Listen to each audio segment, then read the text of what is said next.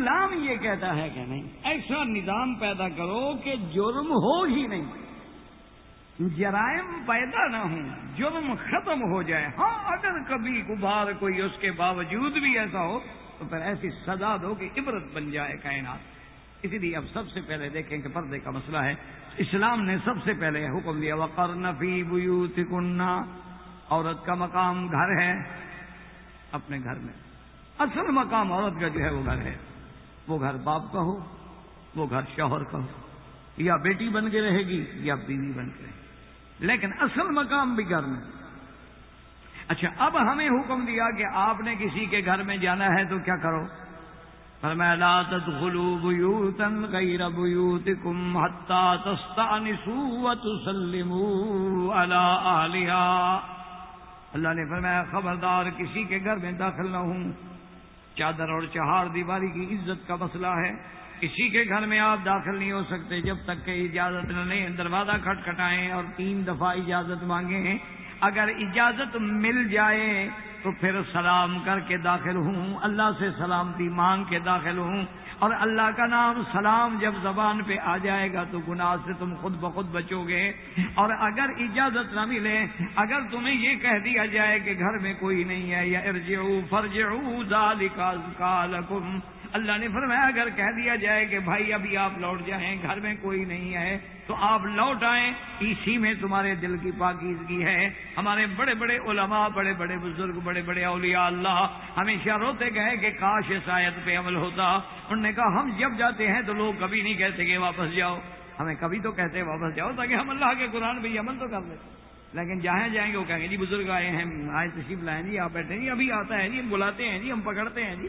تو اس آیت پہ ہمیں اب اللہ نے کہا کہ داخل نہ ہوں۔ اچھا اب جناب آپ جائیں گئے گھر، حضرت حذیفہ حضور صلی اللہ علیہ وسلم کی خدمت میں آئے اور آپ نے فرمایا کہ دیکھو جب کسی کے گھر میں جانا ہو دروازے کے بالکل عین سامنے کھڑے نہ ہوں، بلکہ ایک طرف ہو کے کھڑے ہوں، کیونکہ اگر اتفاق سے ہوا سے دروازہ کھل گیا یا ہوا سے پردہ ہٹ گیا یا اندر سے بیچاری عورت ہے بیوی دروازہ کھولنے کے لیے آئی اور تم سامنے کھڑے ہو تو فوراً تمہاری نگاہ اندر پڑ جائے گی، تو پھر پردے کا کیا فائدہ، دروازے کا کیا فائدہ، اجازت لینے کا کیا فائدہ۔ اسی طرح ایک صحابی کو حضور نے فرمایا کہ اگر تمہاری نگاہ کسی کے گھر کے اندر داخل ہو جائے تو پھر باقی تمہارے داخل ہونے نہ ہونے کا کیا مطلب باقی رہ گیا کہ تم نگاہ تو آج کل تو ماشاءاللہ جناب ایسا گھر میں داخل ہونا جی سب سے پہلے وہ صوفے کی سیٹنگ پہ غور کرتے ہیں کہ کس طرح بچھے ہوئے میں کہاں بیٹھوں کہ سارے گھر کو دیکھ سکوں۔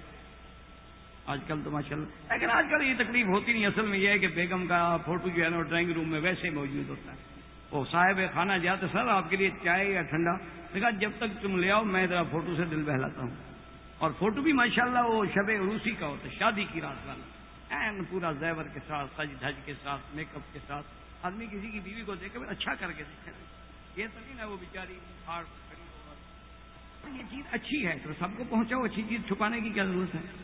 ہم تو آپ کی رائے پر چل رہے ہیں کہ اگر یہ فوٹو لگانا ڈرائنگ روم میں اچھا کام تو اچھے کام سے ہمیں بھی مستفید کرو، مولوی کیوں محروم رہ جائے بیچارہ؟ تو اگر یہ برا کام ہے تو تم نے کیا کیوں ہے؟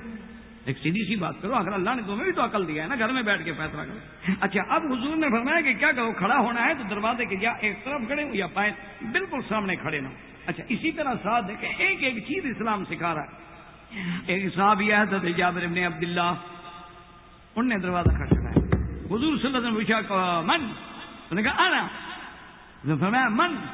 انا۔ یہ کیا آنا آنا تم نے لگا رکھا ہے، میں ہوں میں ہوں میں ہوں، کیا کرو بھائی، نام لو اللہ کے بندے۔ تو اسلام پابند کرتا ہے کہ اگر اذن بھی لینا ہے تو صراحت کے ساتھ نام بتلاؤ تاکہ گھر والوں کو پتہ چلے کہ آنے والا کون، ان کو سمجھ آ سکے، یہ نہیں کہ مخفف باتیں کر کے چلے جاؤ اور ان کو سمجھ ہی نہ آئے کہ کون ہے۔ یہ کوئی بات تو نہ تھی نا، وہ ہمارے تھے ایک بیچارے فوت ہو گئے، اللہ ان کی قبر پہ رحمت فرمائے، چودھری محمد شفیع ہوتے تھے، بہت اچھے رائٹر تھے، اخباروں میں لکھتے تھے، لیکن وہ نام پورا لکھتے تھے میم شین کے نام سے ڈائری لکھتے۔ اب جس کے گھر پہ جاتے دروازہ کھٹکھٹاتے بھائی وہ بولی وکی صاحب ہے، انہوں نے کہا نہیں، انہوں نے کہا کہہ دینا میم شین آیا تھا، تو سارا دن گھر میں بات ہوئی میم شین کیا بلا ہے بھائی؟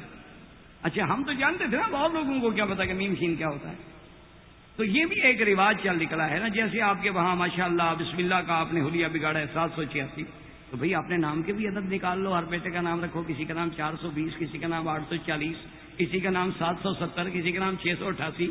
یہ کیا ہے؟ صرف اللہ کے قرآن کو تم نے بدلنا تھا. خدا کا خوف کرو. پتہ ہے کہ 786 کس کا عدد ہے؟ ہری کرشنا کا. بسم اللہ الرحمن الرحیم کا یہ عدد ہی نہیں. کبھی آپ کو موقع ملے نا تو وہاں جا کے ذرا ہندوؤں سے حساب کروا لیں.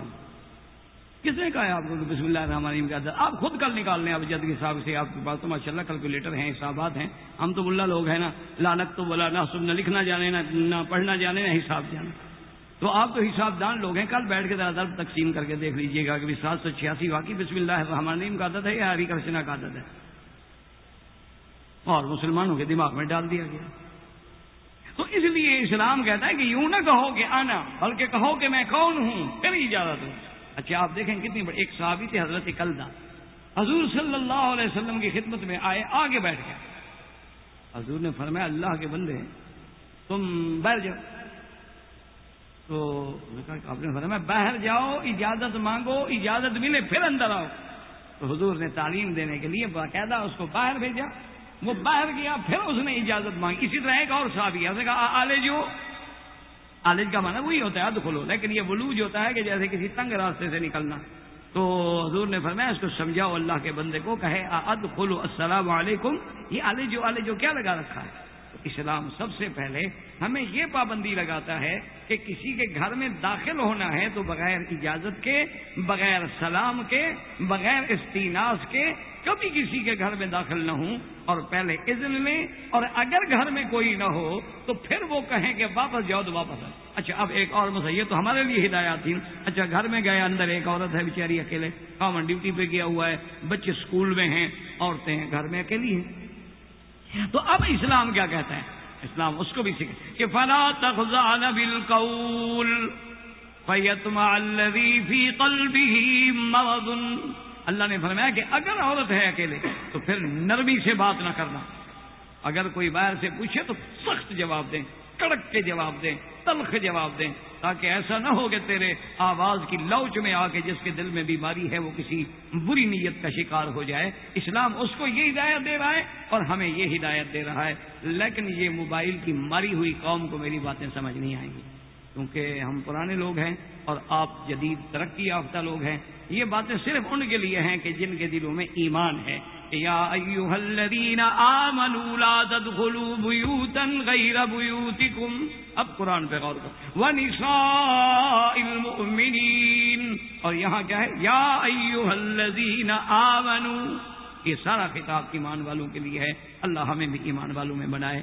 ربنا تقبل منا انک انت السمیع العلیم وتب علینا انک انت التواب الرحیم. برادران اسلام، واجب الاحترام بزرگوں، دوستوں، بھائیوں، عزیز نوجوانوں، اللہ تبارک و تعالیٰ کے کرم سے آپ کی اس مسجد، اس جامع مستشفیٰ میں اسلام اور عورت کے موضوع پر جو سلسلہ دروس جاری ہے اس میں بات پردے کے موضوع تک پہنچی تھی کہ اللہ نے عورت کو پردے کا حکم دیا ہے. سب سے پہلی بات میرے عزیز، میرے محترم سامعین، یہ ذہن میں رکھ لیں کہ احکام جو ہیں وہ دو قسم کے. ایک احکام ہیں جن کا تعلق ستر سے ہے، اور ایک احکام ہیں جن کا تعلق حجاب سے.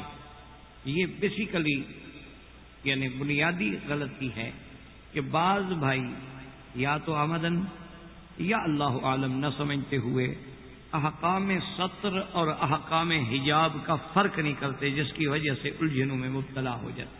اچھا اسی طرح دیکھیں کہ جیسے احکام ستر الگ چیز ہے، احکام حجاب الگ چیز ہے، اسی طرح اللہ کی شان یہ ہے کہ یہ دونوں احکام جیسے قسم دو ہیں، آئے بھی دو صورتوں میں. یعنی یہ بھی ایک اللہ کا نظام ہے کہ اللہ نے دو صورتوں میں ان مسائل کا حل بیان فرمایا ہے. ایک سورۃ النور ہے اور ایک سورۃ الاحزاب. یعنی قسم بھی دو ہو گئیں. اللہ نے قرآن کے بھی دو صورتوں میں ان مسائل کا اپنا احکام الہی کے ذریعے حل بیان فرمایا ہے. اب اسی طرح ایک بات کو فوراً دماغ میں رکھ لیں انشاءاللہ. اصل مسئلہ یہ ہے کہ یہ چونکہ بڑا آج کل اہم ترین مسئلہ ہے دنیا کے مسائل میں، اور اس پہ اللہ تبارک و تعالی رحمت فرمائے. آج کل بے انتہا اصحاب قلم جو ہیں وہ قلم کا زور صرف کر رہے ہیں، اور اس میں بہت ساری ہماری بیٹیاں جو آزادی کے نام سے گمراہی میں پڑ چکی ہیں وہ بھی بے انتہا اس پہ سیخ پا ہیں اور اپنے عقلی دلائل سے احکام خداوندی کو بدلنے کی کوشش میں مصروف ہیں۔ اللہ تبارک و تعالیٰ انہیں بھی ہدایت دے اور اللہ ہمیں بھی ہدایت دے۔ تو بہرحال ایک بات کو سمجھیں، تو یہ دو صورتیں ہیں، ایک سورۃ نور اور ایک سورۃ الاحزاب۔ اب ہمیں یہ دیکھنا ہوگا کہ یہ دو صورتوں میں سے پہلے کون سی صورت ہوتی ہے، کیونکہ جب ان چیزوں کا پتہ نہ لگے تو آدمی مسائل کے صحیح فہم تک نہیں پہنچ سکتا۔ یہ بہت ضروری ہوتا ہے، ہمیشہ اپنے دماغ میں رکھا کریں، کیونکہ بعض احکام ایسے ہوتے ہیں کہ میرے اللہ کی رحمت ہے کہ جب اسلام آیا، جب رحمت دو جہاں آئے، رحمت للعالمین آئے اور اسلام دین مبین آیا، تو احکام جو ہیں تدریجاً آئے، آہستہ آہستہ آہستہ، کیونکہ اس سے پہلے کا معاشرہ جو تھا وہ تباہی کے آخری حدوں پہ پہنچ گیا اور وہ ظلمت کے انتہا اندھیریوں میں ڈوب چکا تھا اور گمراہیوں کو وہ باعث فخر جاننے والا معاشرہ بن چکا تھا۔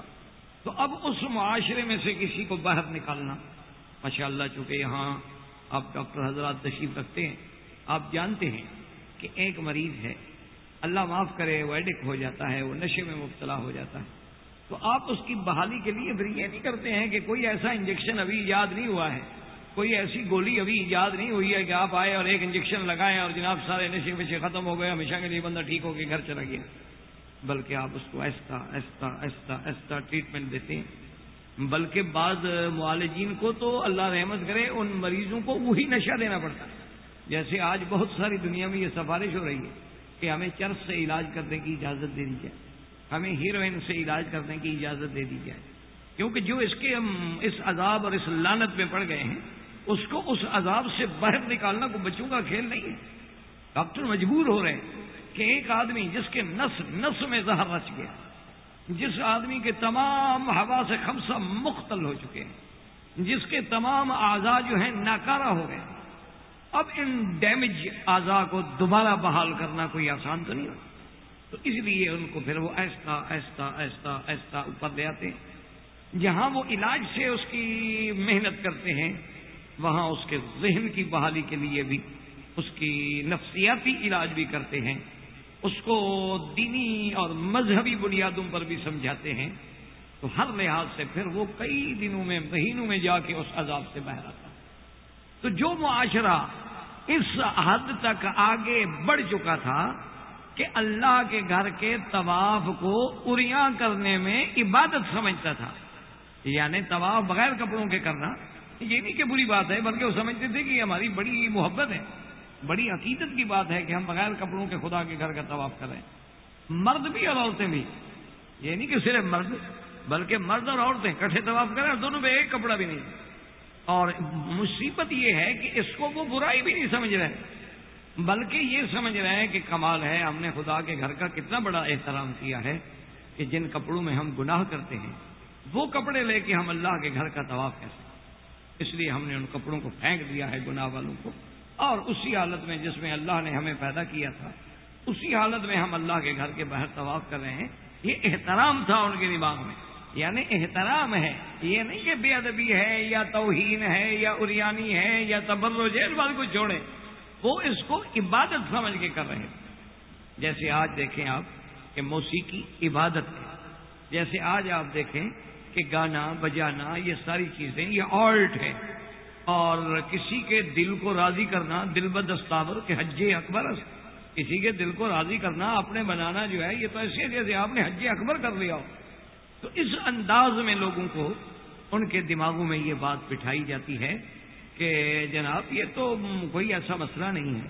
تو بہرحال میرے کہنے کا مقصد یہ ہے کہ اس معاشرے کو ہدایت پہ لانے کے لیے اسلام نے تدریجی احکام، کہ جیسے اب شراب ہے کیونکہ پورا معاشرہ عرب کا جاہلیت تھا، شراب اور خمر میں ڈوب چکا تھا، شراب پینا ان کے نزدیک یعنی علامت تھی رجولیت کی، شراب پینا علامت تھی بڑائی کی، کہ سردار کے دروازے پہ بیٹھے ہیں اور شراب کے دور چل رہے ہیں، جام پہ جام لٹائے جا رہے ہیں، اور جناب اسی میں وہ شعر و شاعری ہو رہی ہے، مغنیہ جو ہیں اپنے گانے گا رہی ہیں، اور ان کے لیے کباب اور باربیکی کے سارے انتظامات مکمل ہیں، اس کو وہ فخر سمجھتے ہیں۔ ان کو جب اللہ نے نکالا ہے تو پہلے اتنی سی بات آئی کہ یہ شراب جو ہے یہ اچھی چیز نہیں، پھر اس کے بعد یہ آئی کہ بھئی اس میں فائدہ تو ہے لیکن اس کا گناہ جو ہے اس کے فائدے کو کھا جائے۔ اس میں کوئی فائدہ تو ہے تھوڑا بہت، جو تسکین ہو گئی، کوئی سکون جسمی حاصل ہو گیا وقتی طور پہ، لیکن یہ اسمہما اکبر من نفعہما، لیکن یہ جوا اور شراب جو ہے نا، اب جوا بھی آدمی کھیلتا ہے تو بعض اوقات تو یہ ہے نا کہ جی اگر آپ کا وہ چھکا لگ گیا تو بیٹھے بیٹھے آپ امیر بن گئے اور پیسے آ گئے، آپ نے $100 ڈالا اور جناب $1000 جیت گئے، تو بظاہر تو بڑی فائدے کی بات نظر آ رہی ہے، لیکن اللہ نے فرمایا کہ اس کا گناہ جو ہے وہ اس کے نفع سے بہت زیادہ ہے کہ تم اس وقتی جیت پہ نظر رکھ رہے ہو۔ مالک الملک کو اس انجام کا پتہ ہے کہ ان جیتنے والوں کا انجام کیا ہوتا ہے، انجام کیا ہوتا ہے اور ان کی تباہی کیسے ہوتی ہے۔ تو تدریجاً پھر اس کے بعد یکدم حکم آ گیا کہ شراب حرام، بات ختم ہو گئی۔ اسی طرح پردے کے احکام جو ہیں یہ بھی تدریجاً۔ یہ ساری باتیں میں کیوں کر رہا ہوں کہ بعض ہماری بیٹیاں اور بعض ہماری بہنیں جو ہیں نا جی، وہ اللہ عالم اپنے ذہن کو مطمئن رکھنے کے لیے یا جدید ذہن کو خراب کرنے کے لیے یا دھوکہ دینے کے لیے وہ ایسے حوالے لے آتی ہیں کہ دیکھو جناب عورتیں باقاعدہ جنگ میں شریک ہوتی رہیں، عورتوں نے جنگ میں شرکت کی، عورتوں نے غزوہ احد میں شرکت کی، عورت تو جنگ میں جا سکتی ہے، عورت فوجی بن سکتی ہے، عورت سپاہی بن سکتی ہے، عورت کلشنکوف اٹھا سکتی ہے، عورت کمانڈوز بن سکتی ہے، اور عورت سے ہر کام لیا جا سکتا ہے۔ تو اب دیکھیں جناب جنگ احد میں ہے، پھر عورت جو ہے وہ تداوی الجرح، زخمیوں کا علاج کر سکتی ہے، ان کو پانی پلا سکتی ہے، ان کے ساتھ یہ کر سکتی، سارے یہ حوالے دے کر کہتے ہیں دیکھو جناب اب یہ مولوی ہمیں روکتے ہیں، کیا بات ہے؟ تو اصل بات یہ نہیں سمجھتے کہ یہ غزوات کا حکم اور آیت حجاب کے حکم کو ہمیں دیکھنا چاہیے تھا۔ آج بھی اگر کوئی بے وقوف آدمی قرآن و حدیث کی کسی آیت کی تفسیر میں ہمیں یہ دکھا دے کہ فلاں صحابی شراب پیتے تھے تو شراب حلال ہو جائے گا، وہ تو حرام ہونے سے پہلے کی بات ہے، وہ تو حرام ہوا ہی نہیں تھا، اس سے کوئی آدمی استدلال کرے۔ اچھا جیسے آج کل بعض روافض جو ہیں وہ متع کو حلال سمجھتے ہیں، وہ کہتے ہیں جی بخاری شریف میں روایت موجود ہے، صحابہ کہتے ہیں ہم نے متع کیا، بلکہ 2 صحابہ نے تو اپنا واقعہ لکھا ہے کہ ہم ایک عورت کے پاس گئے، انہوں نے کہا میرا ساتھی نوجوان تھا اور میں کچھ پکی عمر کا آدمی تھا، لیکن میرے پاس جو چادر تھی وہ بہت قیمتی تھی، اور میرے ساتھی کی جو چادر تھی وہ بہت پرانی تھی اور وہ اتنی قیمتی نہیں تھی، تو ہم نے اس عورت سے کہا کہ ہم دونوں متع کرنا چاہتے ہیں، میرے پاس تو یہ قیمتی چادر ہے، یہ میں تمہیں دوں گا اس کے عوض میں، اور اس نے کہا میرے پاس بھی صرف یہی چادر ہے اور تو ہے نہیں میرے پاس، لیکن کہتا ہے کہ اس نے اس کو پسند کر لیا، اور میری اچھی چادر کو بھی نہ دیکھا چونکہ میرا بڑھاپا اس کو پسند نہیں آیا، اس کی جوانی اس کو پسند آ گئی۔ تو بہرحال یہ سارے واقعات، اب اس سے کوئی استدلال کرے کیا دیکھو جی یہ کتاب بخاری شریف میں لکھا ہوا ہے کہ وہ متجائز ہے، تو اس سے استدلال کرنا جو ہے یہ اسلام پہ زیادتی ہوگی کہ حضور صلی اللہ علیہ وسلم نے جب منع کر دیا، فرمایا کہ آج کے بعد متع ختم، فرما دیا کہ اب 2 ہی راستے، الا علی ازواجہم او ما ملکت ایمانہم، یا بیوی ہو یا ملک یمین ہو، فمن ابتغى وراء ذلك فاولئک هم العادون، اس کے علاوہ اب اگر کوئی راستہ نکالو گے تو پھر وہ حد سے گزرنے والے ہیں اور ظلم کرتے ہیں۔ تو اس لیے میں نے عرض کیا تھا کہ یہ دیکھنا چاہیے کہ سورت احزاب کب اتری، سورت نور کب اتری۔ اچھا اگر غزوات میں جانے کی عورتوں کو کھلی چھٹی ہے تو پھر صحیح حدیث مبارک ہے کہ جب غزوہ خیبر کا موقع آیا، حضور صلی اللہ علیہ وسلم نے دیکھا کہ کچھ عورتیں موجود ہیں، آپ نے فرمایا کون ہیں؟ انہوں نے کہا یا رسول اللہ ہم تو جہاد کے لیے نکلی ہیں۔ فرمایا کس کے حکم سے نکلی اور کس کے ساتھ نکلی ہو تم؟ انہوں نے کہا حضور ہم تو جہاد کے لیے آئے کہ جہاد میں بڑا فضیلت ہے، بڑا ثواب ہے، ہم مر جائیں گے، شہید ہو جائیں گے، بندہ غازی بن جائیں گے۔ فرمایا خبردار کسی عورت کو اجازت نہیں ہے۔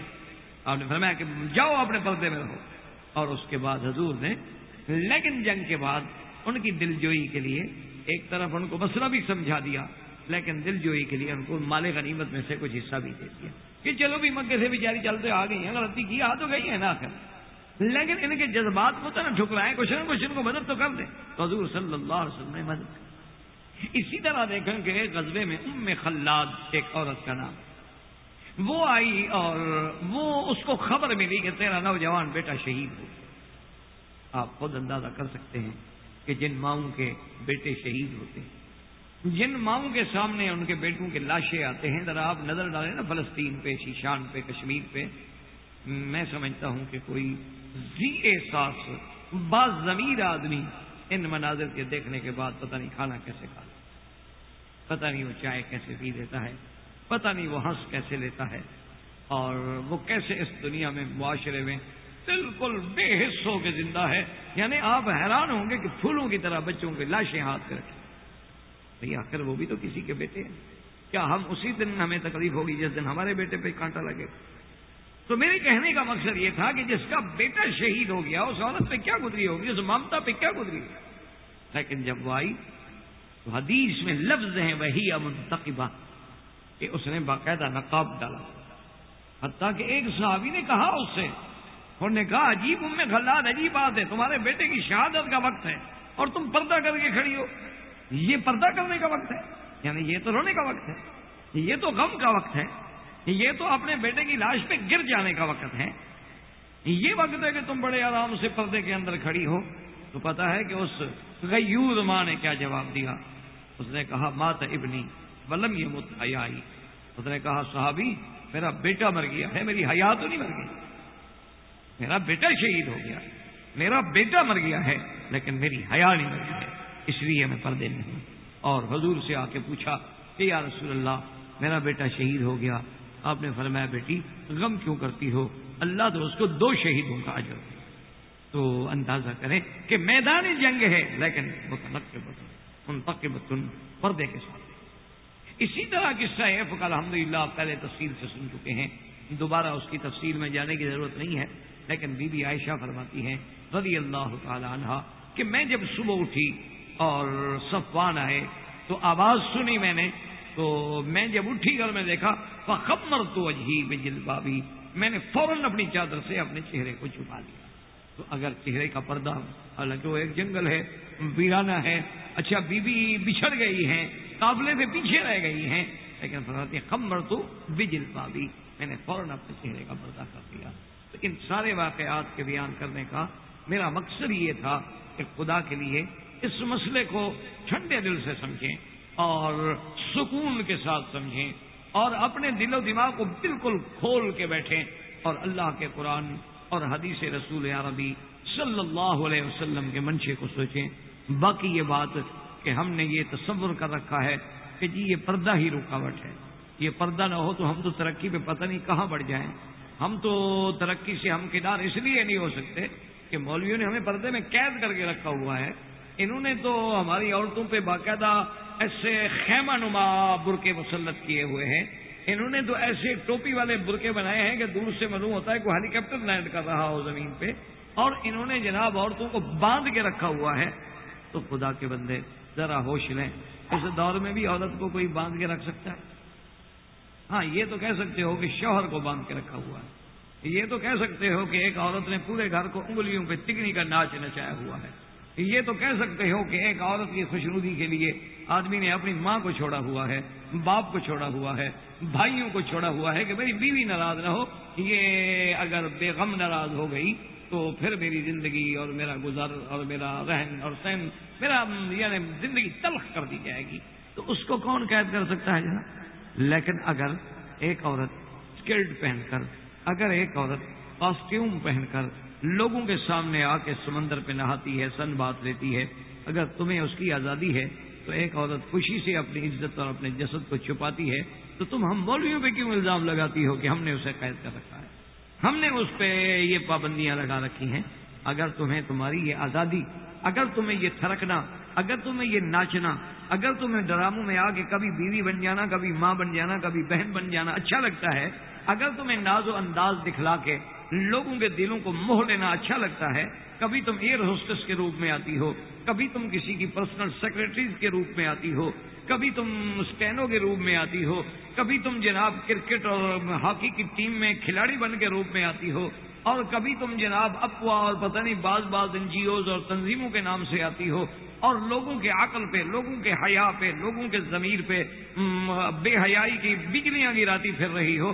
تمہیں یہ آزادی ہے، تو ایک مسلمان عورت کو قرآن پہ چلنے کی آزادی نہیں، ایک مسلمان عورت کو سنت رسول کے مطابق زندگی گزارنے کی آزادی نہیں ہے، ایک مسلمان عورت کو آج سے 1400 سال پہلے کے حکم حجاب پہ عمل کرنے کی آزادی نہیں ہے۔ اگر تمہیں شیکسپیئر کے افسانے یاد کرنے کا حق ہے تو کیا ایک مقدس بیوی کو سورت یاسین اور سورت ملک پڑھنے کا حق نہیں ہے؟ اسے آیت الکرسی پڑھ کے اپنے گھر کی حفاظت کی اور برکت کے لیے دعا مانگنے کا حق نہیں؟ آخر یہ کیا بات ہے؟ ایک طرف تم آزادی کے علمبردار ہو اور دوسری طرف کسی کو پابندیوں میں مبتلا کرتی ہو، بات کیا ہو گیا؟ یہ کیا بات ہے؟ جیسے ایک آدمی، مجھے بڑا پڑھے لکھے آدمی تھے، وہ مجھے سمجھا رہا تھا ڈارون کا نظریہ، کہ ڈارون انسانی نظریے کے بارے میں اس کا کیا نظریہ ہے کہ بندر جو تھا وہ آہستہ آہستہ تدریجاً ارتقائی ترقی کرتے کرتے جو ہے وہ انسان بن گیا۔ میں نے کہا جناب یہ شرف اللہ میاں نے صرف بندر کو کیوں بخشا، آخر کتے کو کیوں نہیں بخشا؟ میں کہا دیکھیں اگر ہر حیوان میں یہ ارتقائی قوتیں ہیں، تدریجی قوتیں ہیں، تو آخر اس شرف سے اللہ نے کتے کو کیوں محروم رکھا؟ کتا تو بڑا وفادار جانور ہے، یہ بڑھتے بڑھتے بندہ نہیں بن گیا، بلی بڑھتے بڑھتے بندہ نہیں بن گئی، کوئی شیر بڑھتے بڑھتے بندہ نہیں بنتا، صرف بندر کیوں بنتا ہے؟ آخر اس کی مجھے وجہ تم سمجھا دو، اگلی بات میں سمجھا دیتا۔ تو کہتا ہے جی بہرحال لیکن ہماری تحقیق کیونکہ بندر میں کہ تو باقی ریچھ پہ بھی کر لو، تحقیق ہاتھی پہ بھی کر لو، تو باقی جانوروں پہ بھی کر لو، آخر صرف ایک جانور میں یہ خصوصیت کیوں رکھی گئی کہ وہ انسان بن گیا؟ اچھا انہوں نے کہا چلو اگر بندر ترقی کرتے کرتے انسان بن گیا تو جب قرآن کہتا ہے کہ ہم نے انسانوں کو سزا دے کے بندر بنا دیا، وہ تم کیوں نہیں مانتے ہو؟ اگر ترقی کرتے کرتے آدمی بندر سے انسان بن جاتا ہے تو تنزلی کرتے کرتے انسان سے پھر بندر بھی تو بن سکتا ہے نا، تو وہ بات تو تم نہیں مانتے ہو، یہ بات تم مانتے ہو، یہ کیا بات ہوئی؟ یہ کون سا نظریہ ہوا؟ یہ نظریہ ہم کیسے مان لیں کہ اگر قرآن کہے کہ بھی ہم نے بنو اسرائیل کو ان کی نافرمانی کی سزا دی، فجعلہم قردۃ وخنازیر، ہم نے ان کو خنزیر اور بندر بنا دیا کہ رات کو سوئے تو انسان تھے اور صبح اٹھے تو بندر تھے اور خنازیر تھے، تو کہتے نہیں نہیں یہ تو ناممکن ہے جی، یہ تو ہو ہی نہیں سکتا، یہ تبدیلی کیسے آ سکتی ہے؟ تو یعنی یہ بالعکس تبدیلی نہیں آ سکتی ہے، نیچے سے اوپر تو جا سکتی ہے، اوپر سے نیچے نہیں آ سکتی، یہ کون سی تھیوری ہے؟ یہ کون سا فلسفہ ہے؟ یہ کون سے آپ کا دماغ ہے؟ کوئی عقل کی بات ہے؟ تو اب جناب اس کے پاس کوئی جواب نہ ہو، تو اس لیے میرے عزیز میں اپنی بیٹیوں سے جو فیشن کی دلدادہ ہیں، جو ماشاءاللہ ملکہ حسن بن کے تاج سر پہ رکھ کے کھڑی ہوتی ہیں، جو ماشاءاللہ اپنے مقابلہ حسن و جمال میں شرکت کرتی ہیں اور اپنے ملکوں کے نام کو روشن کرتی ہیں، تو اگر ان کو یہ حق پہنچتا ہے تو کسی بیٹی کو سیدہ فاطمہ کی تقلید کرنے کا حق کیوں نہیں؟ کسی بیٹی کو سیدہ عائشہ، ام سلمہ، سودا، امہات المومنین کے نقش قدم پہ چلنے کی آزادی کیوں نہیں دیتے آپ؟ اگر آپ کو یہ ہے کہ جناب عورت بالکل مساوات میں آ رہی ہے، وہ شاعرہ بن سکتی ہے، وہ ادیبہ بن سکتی ہے، وہ جناب سب کچھ بن سکتی ہے، تو وہ شریفہ کیوں نہیں بن سکتی؟ وہ عفیفہ کیوں نہیں بن سکتی؟ وہ مسلمہ کیوں نہیں بن سکتی؟ وہ مومنہ کیوں نہیں بن سکتی؟ وہ قانتہ کیوں نہیں بن سکتی؟ وہ مصدقہ کیوں نہیں بن سکتی؟ وہ صدیقہ کیوں نہیں بن سکتی؟ پھر ہم پہ آپ کیوں پابندی لگاتے ہیں؟ اب جناب سمجھیں کہ آیت ستر و حجاب اس کو ملاؤ نہیں، بس یہی وہ دھوکہ ہے جس میں ہمارے بھائی پڑ جاتے۔ اسی چکر میں یہ نہیں کہ عام آدمی، بڑے بڑے مولوی بھی چلے آتے، آخر مولوی بھی تو بندے ہوتے ہیں، انسان ہوتے ہیں نا، وہ بھی تو فرشتے تو نہیں ہوتے نا بھائی، مولوی بھی انسان ہوتا ہے۔ مولویوں کو انسان سے اوپر کوئی چیز نہ سمجھا کرو، مولوی کوئی ماورائے انسان نہیں ہوتے، وہ بھی انسان ہیں، ان سے بھی سہو ہے، نسیان ہے، خطا ہے، غلطیاں ہیں، جذبات ہیں اور سب کچھ ہے، ہوتا ہے۔ تو بہرحال اس میں ہمارے بعد پڑھے لکھے لوگ، اہل علم لوگ، وہ بھی مغالطے ہیں، وہ اس مغالطے میں آ گیا، وہ کہتے ہیں کہ جناب پردہ جو ہے وہ تو ہم مان ٹھیک، لیکن چہرے کا، ہاتھوں کا، پاؤں کا پردہ نہیں۔ وہ کہتے ہیں پردہ بالکل، ہاں پردہ تو بالکل ٹھیک ہے، لیکن ہاتھ، پاؤں اور چہرہ کہتے ہیں اس کا پردہ ہے۔ یعنی اگر ایک عورت نے سر سے لے کر پاؤں تک بالکل ایک اچھا لباس پہنا ہوا ہے، لیکن چہرہ کھلا ہے، ہاتھ کھلے ہیں، پاؤں کھلے ہیں، تو کہتے ہیں یہ اسلام کے خلاف نہیں۔ اسی لیے آج آپ حرم میں دیکھیں نا، تو جو عورتیں بیچاری حجاب میں بھی ہیں وہ بھی اسی طرح ہیں کہ چہرہ کھلا ہوگا، ہاتھ کھلے ہوں گے، پاؤں کھلا ہوگا، باقی بالکل کپڑا ٹھیک ہے، اسکارف باندھا ہوا ہے، اوپر اس نے اچھی طرح سے لمبی میکسی پہنی ہوئی ہے، اس کے بازو لمبے ہیں، سب کچھ ہے، اچھا بعد میں برقع بھی ڈالا ہوا ہے، حجاب بھی ڈالا ہوا ہے، لیکن چہرے پہ نہیں ہے. کیوں؟ یہ ہمارے ان مولویوں کے انشاءاللہ حسنات میں لکھا جائے گا قیامت میں کہ تمہاری تحقیق کی وجہ سے ان بیویوں نے چہرے کا پردہ ہٹایا، اور یہ فیصلہ پھر اللہ کے دربار میں ہوگا کہ تمہیں اس پر کتنا جزا ملتی ہے. تو اب اچھا وجہ کیا ہے کہ وہ اسی دھوکے میں پڑ گئے کہ حجاب اور ستر میں فرق نہیں کرتا. اصل بنیادی غلطی ان کی ہے. اگر اس کو سمجھ جاتے غریب تو غلطی نہیں. اصل مسئلہ سمجھیں کہ چہرہ، ہاتھ، پاؤں عورت کے ستر میں داخل نہیں ہے. آپ کو سمجھیں، یہی تو وہ دھوکہ لگتا ہے جب وہ پڑھتے ہیں کتابوں میں کہ یہ ستر میں شامل نہیں ہے. کہتے ٹھیک ہے، اس کو پھر چھپانے کی کیا ضرورت، یہ تو ستر میں شامل ہی نہیں. ستر کا معنی تو پہلے سمجھیں. ستر کس کو کہتے ہیں؟ مرد کا ستر ہے ناف سے لے کر گھٹنے تک، یہ سب جس کا چھپانا ہر حال میں واجب ہے، جس کا اگر 1 انچ حصہ بھی ظاہر ہو تو آپ کی عبادت بھی نہیں ہوگی، نماز بھی نہیں ہوگی، آپ پر بھی لعنت، دیکھنے والے پر بھی لعنت. اس کو کہتے ہیں ستر، جو کسی کے سامنے نہیں کھولا جا سکتا. عورت کا ستر کیا ہے؟ سر سے لے کر پاؤں تک، ماں سوائے چہرے، ہاتھوں اور پاؤں کے، وہ ستر میں داخل نہیں ہے. یعنی باقی سارے بدن کا چھپانا تو ہر حال میں لازم ہے، ہر حال میں لازم ہے. باپ سے بھی چھپائے گی، وہ تو صرف شوہر کے سامنے کھول سکتی. بات کو سمجھیں. اسی لیے یہ تو بنیادی دھوکہ ہے جس میں لوگ پڑ گئے، مصیبت میں آ گیا. اللہ معاف فرمائے کہ بھائی یہ چہرہ اور اس کے دونوں ہاتھ اور دونوں پاؤں جو ہیں وہ ستر میں شامل نہیں ہیں. اسی لیے میں نے آپ کے سامنے آج کی یہ آیت تلاوت کی ہے کہ بھئی وہ اپنی ظاہری زینت جو ہے کسی کے سامنے نہیں کھول سکتی، بلکہ یضربن بخمرہن علی جیوبہن، وہ صرف یہ نہیں کہ کرتا پہنے ہوئے ہو بلکہ دوپٹہ بھی سینے پہ ڈالے تاکہ اس کے سینے کا ابھار جو ہے وہ کسی کو فتنے میں مبتلا نہ کر دے. اور اس کے بعد فرمایا ولا یبدین زینتہن، یہ ظاہری زینت جو ہے یہ کسی کو نہیں دکھا سکتی الا لبعولتہن، خاوند، بابائہن اور یا باپ، او اس کے بعد فرمایا ابناء بعولتہن، یا اپنے خاوند کے بیٹے یعنی پہلی عورت سے ہوں، او ابنائہن یا اپنے بیٹے، ابناء بعولتہن او اخوانہن. یہ سارے رشتہ دار گننے کی کیا ضرورت تھی؟ اگر یہ ستر یعنی اس کا معنی ہے یہ سب کے سامنے کھلا رہ سکتا ہے تو یہ رشتہ داروں کی فہرست نعوذ باللہ قرآن نے ایسے پیش کر دی. خدا کے لیے قرآن کو سمجھو، اللہ کے لیے خدا کے قرآن کو نہ بدلو. دیکھو خدا بند قدوس جو پابندی لگا رکھتے ہیں کہ جی آپ ان کے سامنے ظاہری زینت ہوتی ہے ظاہری اوپر والی چیز. کیا مانا؟ یعنی اوپر کی چادر. زینت کا مانا جیسے عورت کا قد اب قد تو نہیں چھپا سکتی نا. ظاہری زینت ظاہری لباس ہے. کن کے سامنے کھول سکتی ہو؟ الا لبعولتہن، خاوند، او آبائہن، باپ، او آباء بعولتہن یا خاوند کا باپ یعنی سسر، ابنائہن بیٹے، ابناء بعولتہن یا خاوند کے بیٹے پہلی بیوی سے. اچھا اس کے بعد جناب او اخوانہن یا بھائی، او بنی اخوانہن یا بھتیجے، او بنی اخواتہن یا بہن کے بیٹے یعنی بھانجے، او نسائہن یا عورتیں، او ما ملکت ایمانہن یا کنیز ہے، او التابعین غیر اولی الاربۃ من الرجال، یا وہ لوگ جن کو خواہش ہی نہیں ہے عورتوں کی، اب الطفل الذین لم یظہروا علی عورات النساء، یا وہ بچے جو ابھی اس بلوغ میں نہیں پہنچے کہ جن کو عورت کے سطر اور غیر سطر کے مسائل کی توجہ ہو. اور فرمایا ولا یضربن بارجلہن، اور پاؤں کو بھی زمین پہ مار کے نہ چلے، لیعلم ما یخفین من زینتہن، تاکہ جو زینت تم نے اپنے اندر چھپائی ہے لباس میں وہ کسی پہ ظاہر نہ ہو. اس پر تو صرف تیرے خاوند کی نظر کا حق ہے. اب مجھے بتائیں اتنی لمبی چوڑی فرش دینے کی کیا ضرورت ہے؟ چہرہ جب سب کے سامنے کھلا رکھا جا سکتا ہے. تو لوگوں کو سمجھ ہی نہیں آیا مسئلہ. اللہ معاف کرے، یا سمجھ نہیں آیا یا آمدن نہیں سمجھ. اچھا خدا کی شان ہے، دیکھو کہ یہاں شوہر کے باپ کا تو اللہ نے ذکر کیا ہے لیکن شوہر کے بھائی کا ذکر نہیں آیا.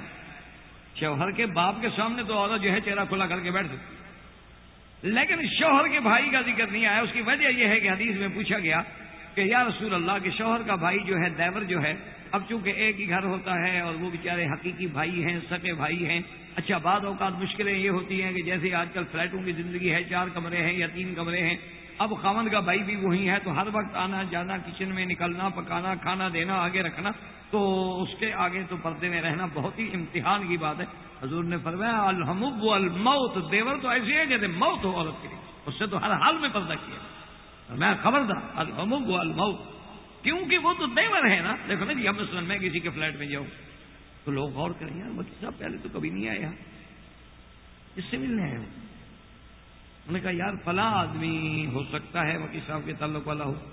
تو اس نے کہا یار پہلے کیوں نہیں آئے، یعنی باتیں شروع ہو جائیں. لیکن اگر اس کی بیوی کے خاوند کا بھائی آ رہا ہے جا رہا ہے آ رہا ہے جا رہا ہے، اچھا وہ بھی سمجھتا ہے کہ میرا بھائی ہے، اس سے بڑا میری عزت کا محافظ اور کون ہوگا. یعنی وہ بھی آدمی اتنا مطمئن ہوتا ہے کہ بھائی یہ تو میرا بھائی ہے، بھائی سے بڑا میری عزت کا محافظ کون ہوگا. کہا گا کہ اچھا بھائی جان ٹھیک ہے آپ گھر میں ہیں، میری تو ڈیوٹی کا ٹائم ہو گیا میں جا رہا ہوں. کہا اوکے ٹھیک ہے آپ جائیں. اور انہی بھائیوں نے بیڑے غرق کر دیے اور انہی بھائیوں نے گھر برباد کر ڈالے. ایک نہیں لاکھوں واقعات دنیا میں. انا للہ و انا. اس لیے مسئلے کو سمجھیں کہ احکام ستر الگ چیز ہے اور احکام حجاب جو ہیں وہ الگ. اب سب سے پہلی چیز سمجھیں کہ اللہ نے کیسی پابندی. ایک تو ہے ستر. اب عورت کا ستر کیا ہے؟ سر سے لے کر پاؤں تک، ماں سوا چہرے کے، ماں سوا ہاتھوں اور پاؤں کے. کیا مانا کہ اگر وہ گھر میں ہے اور یہ رشتہ دار ہیں تو چہرہ کھلا رکھ سکتی ہے، ہاتھ کھلے رکھ سکتی ہے، پاؤں کھلے رکھ سکتی ہے. کیونکہ ہاں باقی کوئی چیز نہیں کھلی رکھ سکتی ہے ان کے سامنے، وہ صرف اپنے خاوند کے سامنے کھول سکتی ہے بدن، ورنہ اور کسی کو یہ اجازت نہیں کہ اس کے بالوں پہ نظر ڈالے. یہ کسی کو اجازت نہیں، چاہے گھر میں بھی ہو. اسی لیے حضور نے فرمایا کہ رب قاسیات عاریات، بہت ساری عورتیں ایسی ہوں گی کہ بظاہر تو لباس پہنے ہوئے ہیں لیکن اللہ کے ہاں وہ ننگی شمار ہوں گی. کیا مانا کہ لباس جو ہے باریک ہے، بدن نظر آ رہا. یا لباس باریک تو نہیں ہے، کپڑا تو بہت موٹا ہے لیکن وہ بدن پہ اتنا ٹائٹ سلائی کی گئی ہے کہ ہر عضو جو ہے وہ الگ دعوت نظارہ دے رہا ہے. اس لیے ایسی عورتوں میں بھی اللہ کے نبی نے لعنت صلی اللہ علیہ وسلم، اللہ کے پیغمبر نے فرمایا کہ ایسی عورتیں جو ہیں وہ فرمایا کہ حتیٰ کے بعد روایات میں آتا ہے کہ اللہ ان کو جنت کی خوشبو بھی نصیب. اب جناب سمجھیں کہ اسلام، میں نے یاد ہوگا شاید آپ کو پچھلے درس میں یہاں میری بات ختم ہوئی تھی، میں نے عرض کیا تھا کہ لارڈ میکالے کا جو قانون ہے وہ جرم کو پیدا کرتا ہے، اسلام کا جو قانون ہے وہ جرم کو ختم، دونوں میں بڑا فرق. اب جناب صرف اس کو یہ کہتے ہیں نہیں جی یہ وحشیانہ سزائیں ہیں اور یہ وحشیانہ سزائیں ہیں. کیا بات ہو جی؟ ایک آدمی کو پتھر مار مار کے مرد عورت کو زنا کی سزا میں مار دو. اگر ایک عورت سے 10 آدمی مل کے اجتماعی طور پہ اس کی بے عزتی کریں، اس کی عصمت دری کریں اور کیوں بنا کے کھڑے ہوں اس کی عزت لوٹنے کے لیے، اور اسی حالت میں وہ چیختی چیختی مر جائے تو یہ تو وحشیت نہیں ہے. اس کو سزا دینا وحشیت؟ خدا کے لیے بھی عقل، کیوں اللہ نے کوئی عقل چھین تو نہیں دی؟ اسی لیے میں نے آپ کو کہا تھا کہ ایک آدمی نے مثلا 10 لاکھ کی چوری کی، جناب گرفتار ہو گئے، سزا ہو گئی اور مجسٹریٹ صاحب نے 5 سال کی سزا دے دی. ٹھیک، آدمی چونکہ 10 لاکھ اس کے پاس تھا، وکیل اس نے اچھا رکھا ہوا تھا، تو اس کی جناب اب رات اور دن جو ہے کاؤنٹ شروع ہو گئی کہ دن الگ شمار ہوگا، رات الگ شمار ہوگی. تو 5 سال کے 2.5 سال بن گئے. اچھا 2.5 سال کے اندر اگر اس نے شریفانہ طور پہ جیل میں زندگی گزاری ہے، یعنی گڑبڑ نہیں کی، کسی کو لڑا نہیں، کسی کو پیٹا نہیں، کسی کو مارا نہیں، تو پھر اس کی مزید سزا کٹ جائے گی. اچھا اگر جیل میں رہتے ہوئے اس نے کچھ لوگوں کو کوئی ہنر سکھایا، کوئی کام سکھایا تو کچھ جیل اور کٹ جائے گی. تو کرتے کرتے وہ کوئی 5 سال میں سے 1.5 سال مشکل سے گزارے گا. اچھا اور اگر بڑا آدمی ہے تو یہ 1 سال گزارنے کی بھی ضرورت ہے، وہ بھی قانون میں گنجائش موجود ہے کہ آپ آئیں، اس کی گارنٹی دیں اور پیرول پہ رہا کرا کے گھر لے جائیں. پہلا قانون میں جو کئی قاتل ہیں جو اپنے گھروں میں موجود ہیں، بڑے بڑے MNAs نے، MPAs نے، بڑے بڑے بیوروکریٹس نے اور سیاستدانوں نے، ایسے لوگوں کی باقاعدہ جا کے وہ ضمانت کرواتے ہیں، پیرول پہ رہا کرا لیتے ہیں کہ جی میرے گھر میں کام کرے گا، میں ذمہ دار ہوں. اچھا حکومت بھی جان چھڑانا چاہتی ہے کہ یار آخر ہم نے کھانا دینا ہے، جگہ دینی ہے، روٹی دینی ہے، اس سے تو اچھا ہے کوئی اور لے کے جا رہا ہے نا، کھانا بھی وہ دے گا، کپڑا بھی وہ دے گا، ذمہ دار بھی وہ ہے کہ جب ہم چاہیں گے پیش کرے گا. وہ بھی کہنا لے جاؤ یار جان چھوڑو. اچھا اب یہ آدمی جو اس طرح پر 5 سال کے بجائے 1.5 سال میں واپس تشریف لے آئے اور 1.5 سال میں اس کو سرکاری مکان، سرکاری روٹی، سرکاری کپڑا، وقت پہ کھانا، وقت پہ سونا، وقت پہ اٹھنا، باقاعدہ باہر گاردیں لگی ہوئی ہیں اس کی حفاظت کے لیے، سیکورٹی پرابلم بھی نہیں ہے، وہ نکلنے کے بعد دوبارہ جرم کرے گا یا وہ کہے گا کہ نہیں یار چھوڑو بس 10 لاکھ کا ہوگا یار مزے ہیں یار اور ہاتھ مارو؟ نہیں پکڑے گا، نہیں پکڑے گا تو کیا ہوگی؟ پھر 1 سال 2 سال کاٹنے ہی ہوتے ہیں نا. پھر 20 سال میں 2 سال میں کما سکتا تھا 20 لاکھ، تو پھر وہ کیوں جرم نہ کرے گا؟ کیونکہ قانون ہے.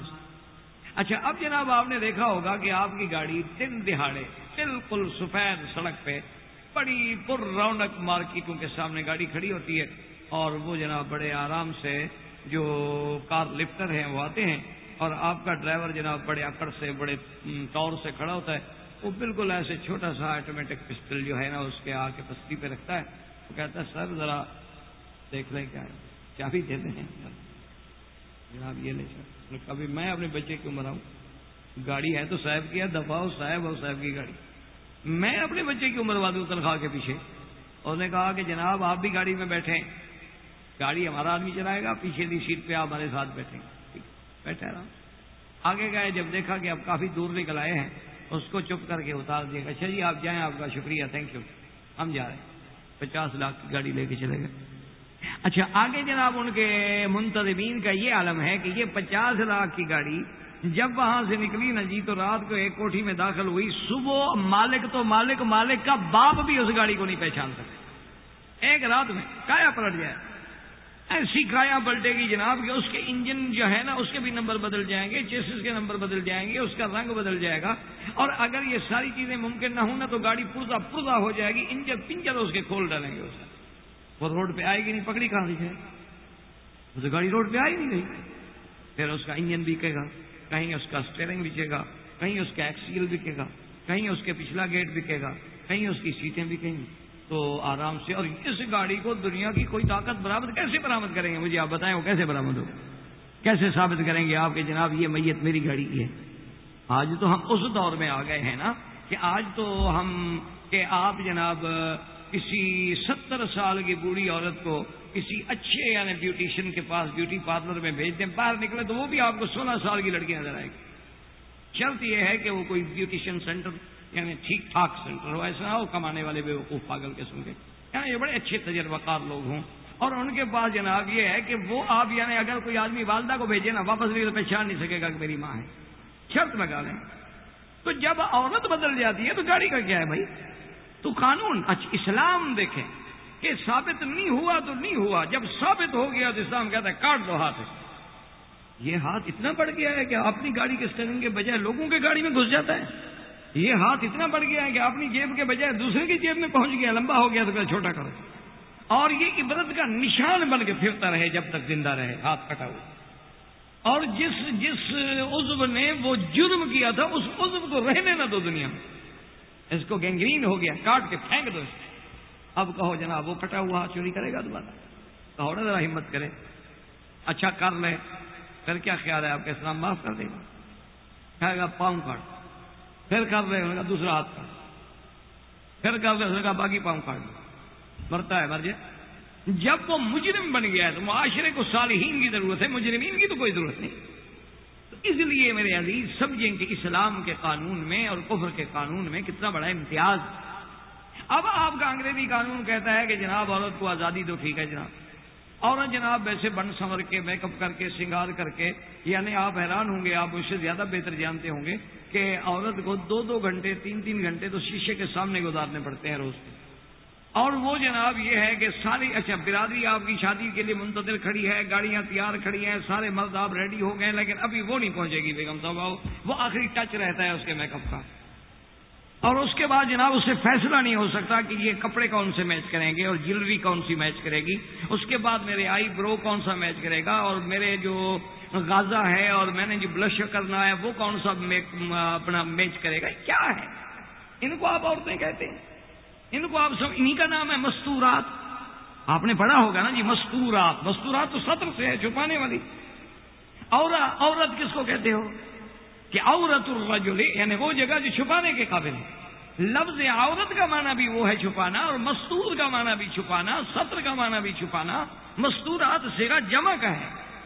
تو اس لیے آپ دیکھیں کہ ان الفاظ میں ہمیں اسلام کیا سبق دیتا ہے. اہلیہ، اہل و عیال، رفیقہ حیات. اسلام کے ایک لفظ سے مجھے دکھائیں کہیں سے جس میں بے حجابی کی آزادی ملتی ہو. ہاں انگریزی کے قانون میں آپ اس کو جو مرضی آئے کہیں، اس میں تو آپ کہہ دیں گے گرل کہہ دیں گے، وومن کہہ دیں گے، اس کو اور کوئی نام دے دیں گے، وائف کہہ دیں گے، یا گرل فرینڈ کہہ دیں گے. یا کال گرل کہہ دیں گے، کوئی لفظ کہیں آپ، اس میں کہیں آپ کو حیا کا لفظ نہیں ملے گا. کسی ایک لفظ انگریزی لفظ میں عورت